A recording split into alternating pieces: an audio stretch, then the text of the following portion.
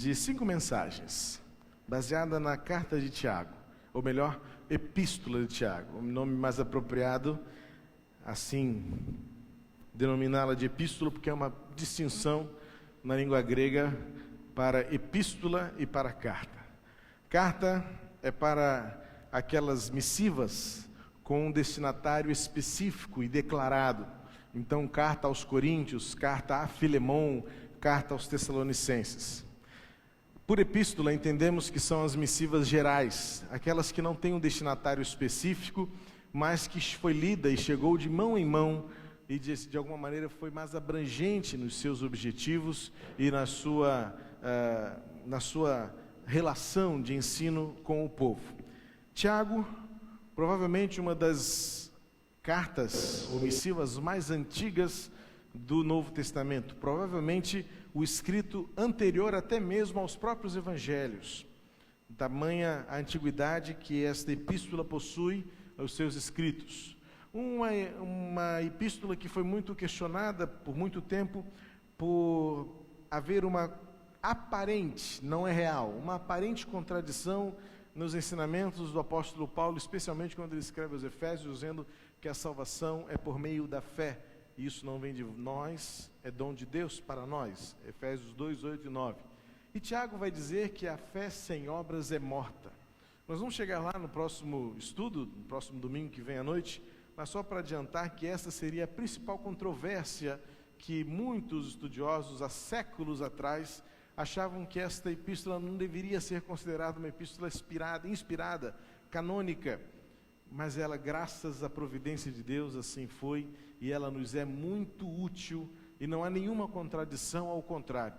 Há uma perfeita harmonia no ensinamento de Tiago, conhecido como um dos irmãos de Jesus. Este não foi um dos discípulos, não era apóstolo, mas sim um seguidor de Jesus, seu irmão, filho de Maria, e por isso com muito a nos ensinar acerca da vida cristã. Esta série que vamos começar, ela tem por tema e objetivo: como você sabe que está crescendo?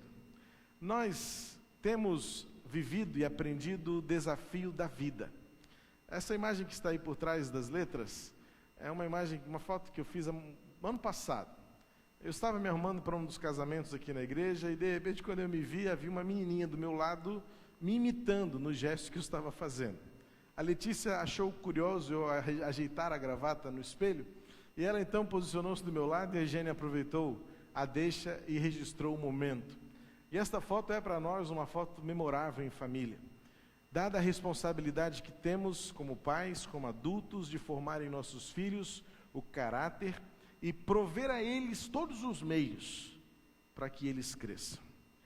Nesta epístola de Tiago, nós vamos encontrar o que para Tiago, e isto fica muito claro na interpretação, o que para Tiago são as características de um crente amadurecido. Hoje pela manhã, e foi muito apropriado todo o momento da manhã, e eu até fiz uma adaptação na mensagem desta noite, justamente para trazê-la a este foco, porque a irmã Ruth fez um momento, trouxe a Isabelinha aqui à frente para ilustrar como muitas pessoas dizem que estão crescendo, mas não crescem. E aí depois nós até cantamos aquela musiquinha, né?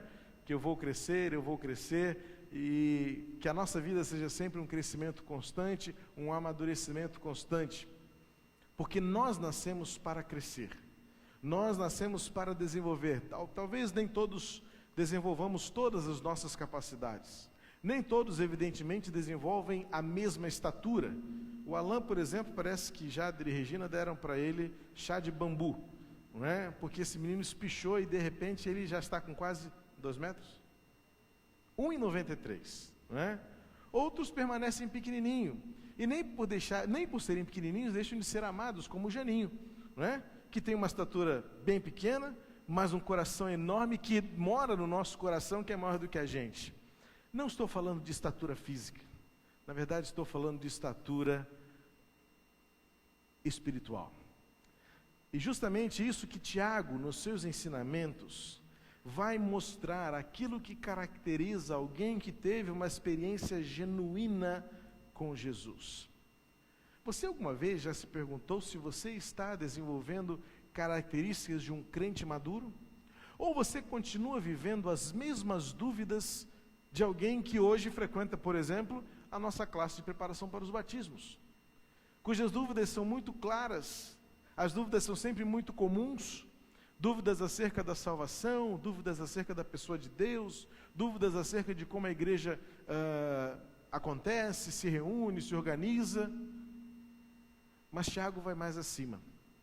Tiago mostra que as marcas do crescimento cristão não é mais você estar apto para responder a tudo aquilo que lhe perguntarem ou a responder acerca de todas as suas dúvidas. Mas Tiago vai falar que as características de um crente maduro é a maneira como ele se comporta na sua conduta, nos seus relacionamentos, no seu dia a dia. E são duas perguntas importantes que você deve fazer numa autoavaliação, num autorretrato, quando você se olha no espelho. E a Letícia, quem tem filhos nessa idade, sabe que a grande alegria é saber que avançou no número do sapato, avançou no número da roupa, já não está mais vestindo a mesma camiseta, e agora tem que doar as camisetas, doar os sapatos, trocar os vestidos. Ontem ela estava aqui brincando na EBF e ligou para mim, eu não pude estar à tarde aqui, ela ligou: pai, eu estou morrendo de calor. E aí nós sabíamos que ela estava com uma camisa um pouquinho mais quente, porque a gente ficou com medo da chuva da manhã, e nós então tivemos que, de uma maneira muito urgente, passar em uma loja de roupa de criança, e a dúvida cruel é porque as roupas aparentemente não cabiam mais, e nós tivemos que trazer uma blusinha de 10 anos, imagina para uma menina que vai fazer 7, a alegria dela de saber que ela já está cabendo numa blusinha de 10 anos.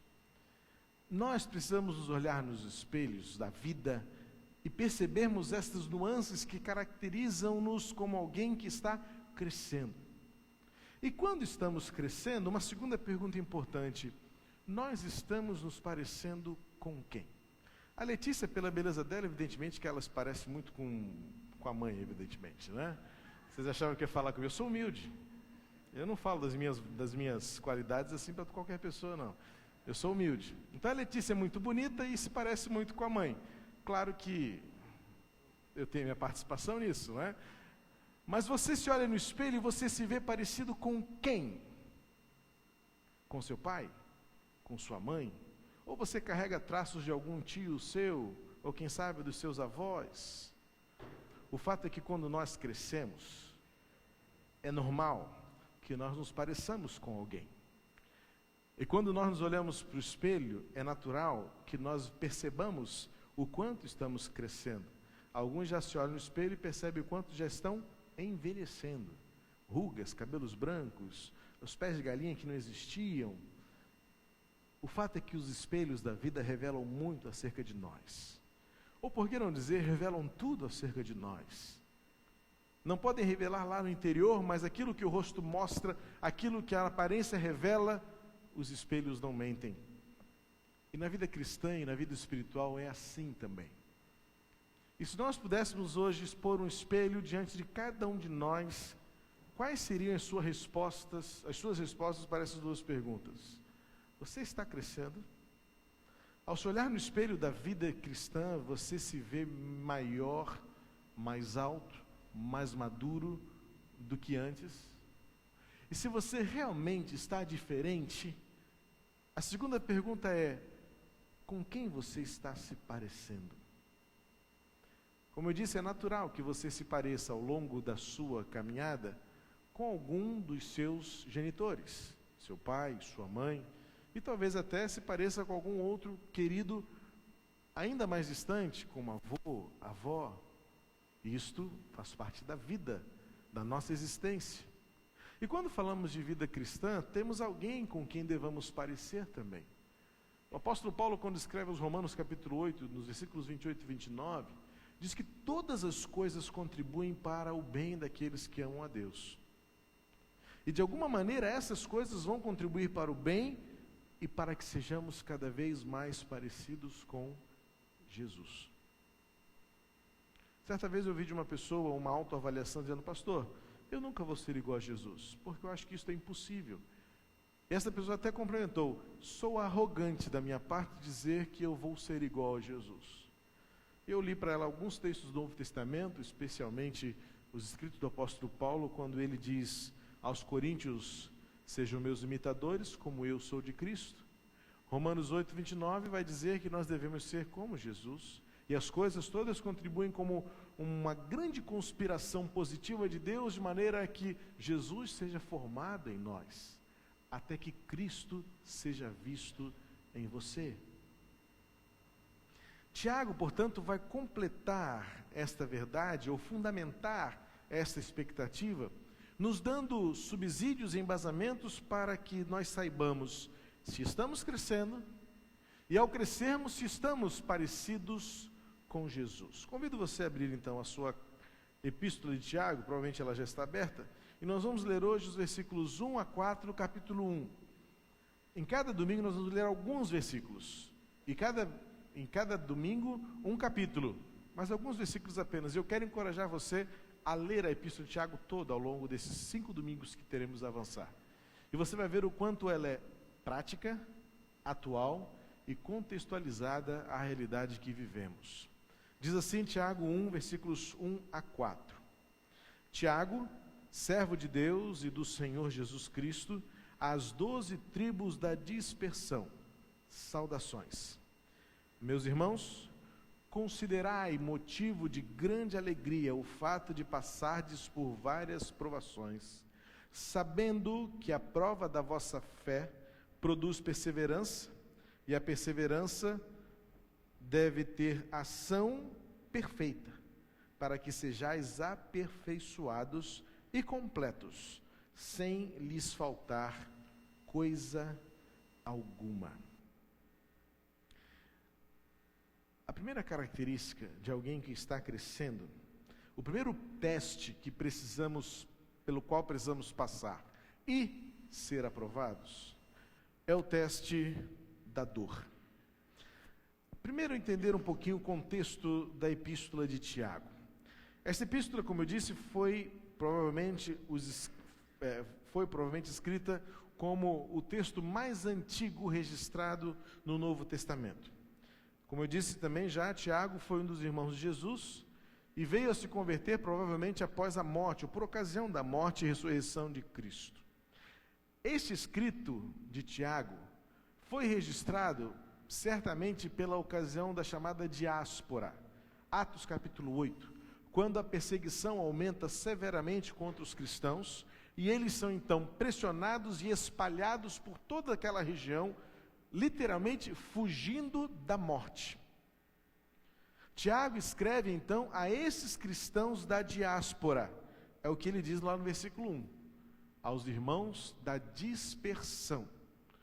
Portanto, o contexto para quem Tiago escreve eram pessoas sofridas, ameaçadas, mas também um povo extremamente diversificado.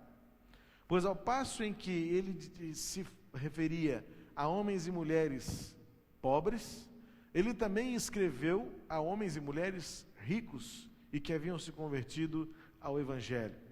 Nós vamos ver no contexto da epístola de Tiago, que Tiago está escrevendo a um povo diversificado, mas ao mesmo tempo um povo que estava enfrentando lutas, sofrimento.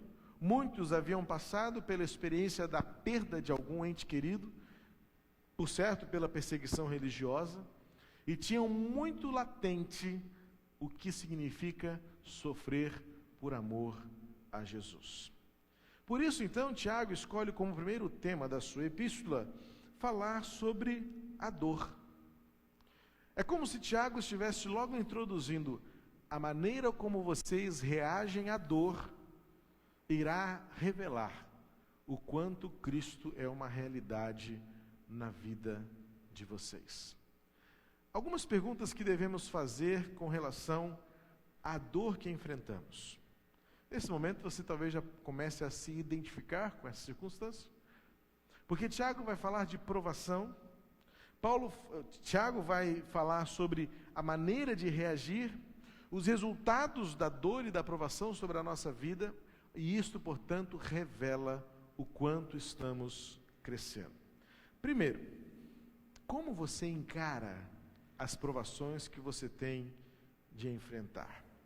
Bom, por provações, é importante entender que Tiago se refere às circunstâncias da vida que nos tomam,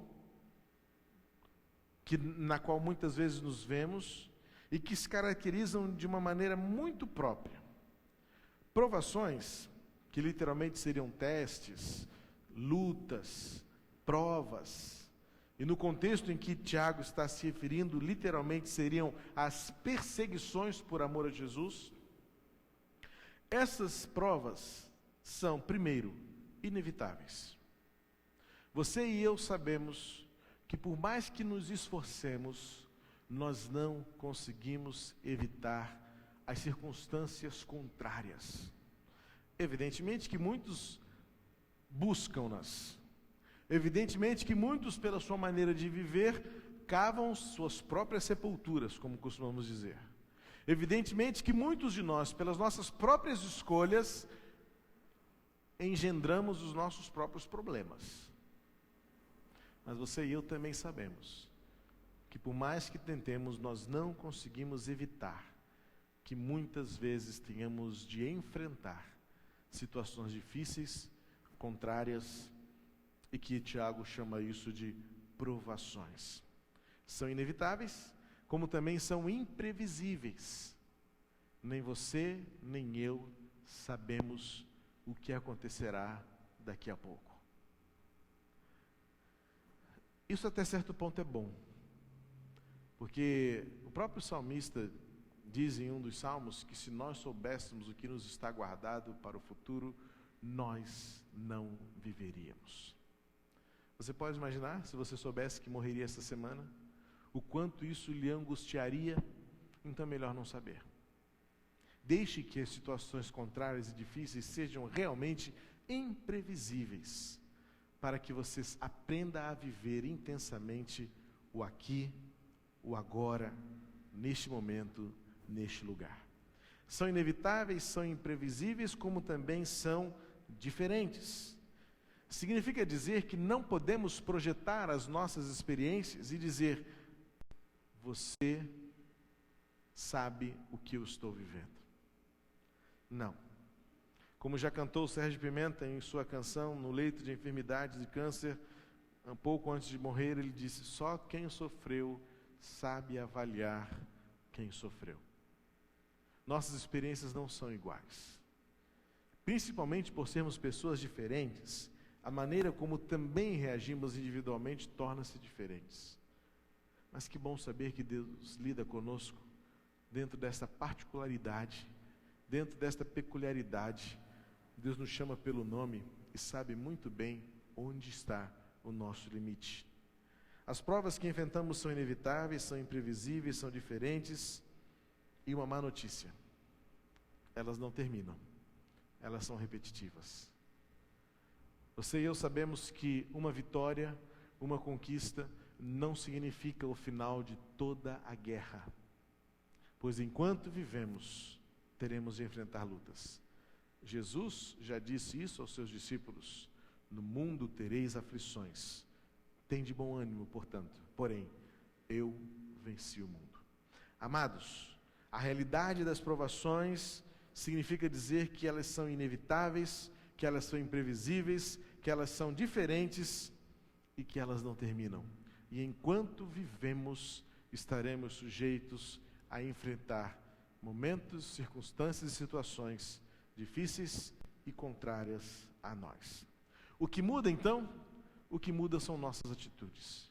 E é aqui que Tiago então vai nos ensinar, vai dar os primeiros indícios para que quando nos olhemos no espelho, saibamos responder se estamos crescendo e ao crescermos, com quem estamos nos tornando parecidos. Atitude para com as provações, Tiago vai nos ensinar algumas questões muito práticas. Primeiro, um desafio irracional, ilógico, pois ele diz no versículo 2: considerai motivo, como é que está na sua Bíblia?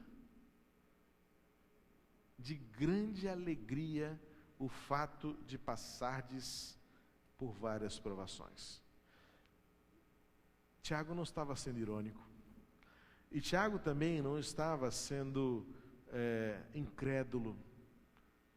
Tiago estava sendo realista para alguém que aprendeu a viver com Cristo, de alguém que aprendeu a viver com o Senhor. Tiago primeiro coloca isto como um imperativo, ou seja, não nos é dada uma opção, a não ser encarar as nossas circunstâncias contrárias com louvor e adoração ao nosso Deus. Esta é a característica, esta é uma atitude que revela a maturidade, que revela o nosso crescimento, quando nós enfrentamos as lutas, as injúrias, a controvérsia, a perseguição, com o coração grato a Deus. Por quê? Aí que está, Tiago não nos leva a uma autocomiseração, Tiago não nos coloca diante de um muro dizendo assim, você tem que se alegrar e ponto final, está doendo, está sofrendo, está chorando, que bom, que alegria, como Alice no País das Maravilhas. Não vivemos no País das Maravilhas, vivemos no mundo real, onde as coisas machucam, onde pessoas nos traem, onde pessoas nos injuriam, onde mentira nos ataca, onde nós atacamos os outros, onde nós somos feridos e ferimos. Mas o que Tiago está dizendo é que, quando nós passamos por provas, a nossa prova nos leva a um resultado de crescimento. A nossa alegria não está pautada na prova em si. A nossa alegria não é o fato de estarmos sofrendo, porque isso seria totalmente inadmissível, surreal. Mas a nossa alegria é a oportunidade que temos de experimentar e encontrar Deus no meio do nosso sofrimento. É isso que encontramos e aprendemos com Jó. Depois de ter passado suas duras e terríveis provas, Jó no capítulo 42, especificamente no versículo 2, ele vai dizer: Senhor, antes eu te conhecia só de ouvir falar, mas agora os meus olhos te veem. O que Jó está dizendo, e nós podemos parafrasear isso: Senhor, eu te conhecia só pelo que os outros falavam. A fé que eu tinha em ti, ou que eu dizia ter, era porque meus pais eram crentes. A coragem que eu tinha para dizer que eu te amava, era porque eu via gente te amando. A alegria que eu demonstrava ter enquanto cantava, é porque eu via gente cantando. Mas agora, depois de ter passado por tudo que eu passei, meus olhos te veem. É isso que Tiago vai mostrar, séculos e séculos depois, nos seus escritos, nos seus ensinamentos, de que gente madura espiritualmente, olha para o sofrimento e diz: aqui está, mais uma oportunidade de eu aprender algo a mais, algo novo acerca de Deus. Perceba que nesses versículos que lemos, Tiago fala de um desenvolvimento, fala de um progresso, fala de uma relação de causa e efeito. A prova causa perseverança, a perseverança causa aperfeiçoamento, e o aperfeiçoamento vai nos tornar completos. Aí então seremos iguais a Jesus.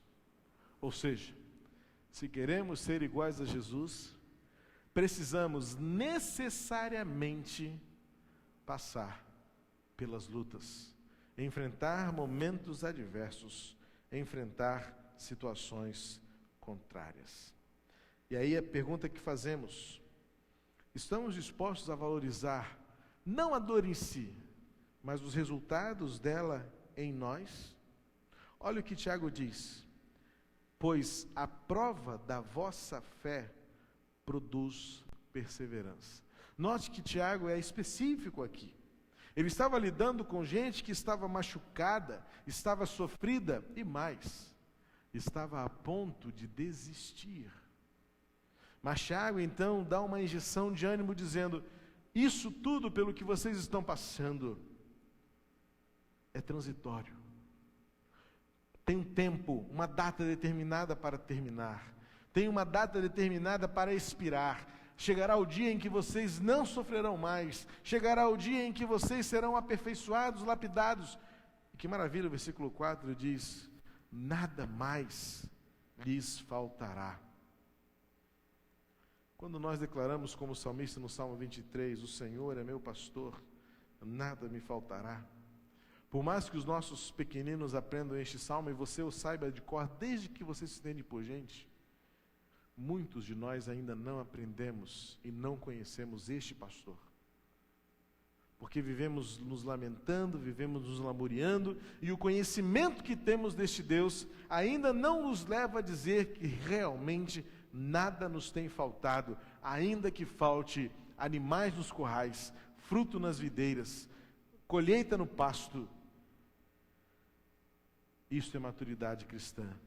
Isto é olhar-se no espelho e ver-se igual a Jesus. Tiago fala da perseverança, que é a ação de não desistirmos. Tiago estava falando, como eu disse, a um povo que, provavelmente devido às pressões externas e também às pressões internas, o medo, o pavor, as ameaças, de todos os lados aquelas pessoas estavam sendo pressionadas por um único motivo, um injurioso motivo: amavam a Jesus. E agora estavam sendo perseguidas, presas, açoitadas e muitas delas mortas. Ora, diante do preço a ser pago, não era de se estranhar que algumas dessas pessoas estavam desistindo. E por isso, Tiago então os alerta e os encoraja: não desistam, porque é justamente agora que vocês estão se tornando cada vez mais iguais a Jesus. O apóstolo Paulo, quando escreve aos Colossenses, diz: eu quero ser encontrado igual a Jesus, e se preciso for para que isso aconteça, até no sofrimento de Jesus, eu quero ser igual a Ele. Amados, a vida cristã que é apregoada, o evangelho que é anunciado hoje, pouco, para não dizer nada, tem a ver com aquilo que Jesus deixou-nos como legado. Pois não encontramos mais crentes maduros para enfrentar a dor, maduros para enfrentar a ofensa, maduros para enfrentar e encarar as perdas, crentes que se desestabilizam diante da morte, diante do desemprego, diante da crise, diante da ameaça, diante da falta de afeto, de afago. Mas então o Tiago vai completar o seu pensamento e dizer: mas quando nós não desistimos, a perseverança nos produz integridade. O fato de experimentarmos a pessoa de Deus no meio da provação é a razão de mantermos-nos alegres, independentemente das circunstâncias. Se tem um momento que, apesar da dor profunda, cortante, é um momento precioso para testemunhar do amor de Deus, são os momentos em que o povo de Deus tem a oportunidade de celebrar a passagem desta vida para a vida eterna. Não são poucas as vezes em que, quando celebra algum tipo de sepultamento, seja aqui ou seja em cemitério, ouço algum tipo de testemunho dizendo assim: como vocês enfrentam diferentemente a morte. A diferença que Jesus faz. Crente maduro aprende a lidar com as próximas dores. Crente maduro aprende a lidar com as ameaças, com as ofensas. Crente maduro aprende a lidar com as perdas. Pois crente maduro confia todas as suas faltas, todas as suas necessidades ao Deus que supre todas as coisas. No versículo 5, Tiago vai passar para o próximo passo. Vai passar para a próxima etapa de um crente maduro diante das provações. Um crente maduro ora, pedindo a Deus sabedoria para prosseguir. Amados, fica claro para Tiago que desistir não faz parte do vocabulário de Deus. Ele nunca desistiu de nós, portanto não espera que nós também desistamos dele. Por isso Tiago exorta os seus leitores a que perseverem, mantenham-se firmes, não retroajam. Mas como? De que maneira? Por isso, então, Tiago, no versículo 5, passa ao próximo passo, dizendo: se alguém de vós tem falta de sabedoria, peça a Deus.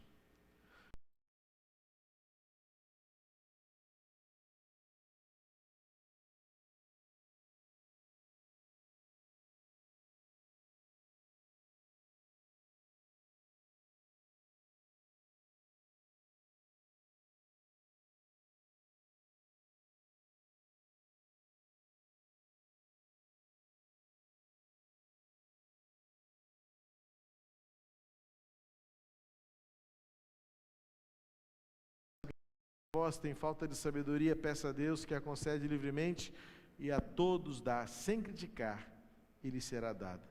Peça, porém, com fé, sem duvidar, pois quem duvida é semelhante à onda do mar, movida e agitada pelo vento. Tal homem não deve pensar que receberá do Senhor alguma coisa, pois vacila e é inconstante em todos os seus caminhos. Mas o irmão de condição humilde deve gloriar-se na sua alta posição, e o rico na sua humilhação, porque passará como a flor silvestre. Pois o sol se levanta em seu ardor e seca a relva. Então sua flor cai e a sua beleza desaparece. Assim também o rico murchará em seus caminhos. Feliz é o homem que suporta a provação com perseverança, porque depois de aprovado, receberá a coroa da vida que o Senhor prometeu aos que o amam. Tiago não muda de assunto. Tiago apenas enxerta o passo necessário para enfrentar a dor, para enfrentar o sofrimento, para enfrentar a contrariedade, para enfrentar a adversidade. Oração, humildade e dependência de Deus. Tiago faz uma aparente digressão quando ele se refere ao homem rico e ao homem pobre, mas justamente para mostrar que as adversidades, as contrariedades, nós somos suscetíveis a todas elas, independentemente do nosso status, da nossa posição, da nossa condição social, da nossa inteligência, da nossa capacidade intelectual.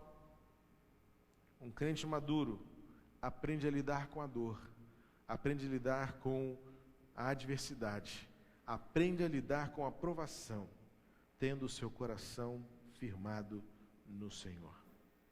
A oração a que Tiago se refere, que suplica por sabedoria, não é que a solução estará em nosso coração, não é que nós teremos a capacidade de encontrar todas as respostas, porque você e eu sabemos que muitas perguntas ficarão sem respostas, mas é a sabedoria que nos faz andar em meio à provação, com os olhos fixados naquilo que está prometido.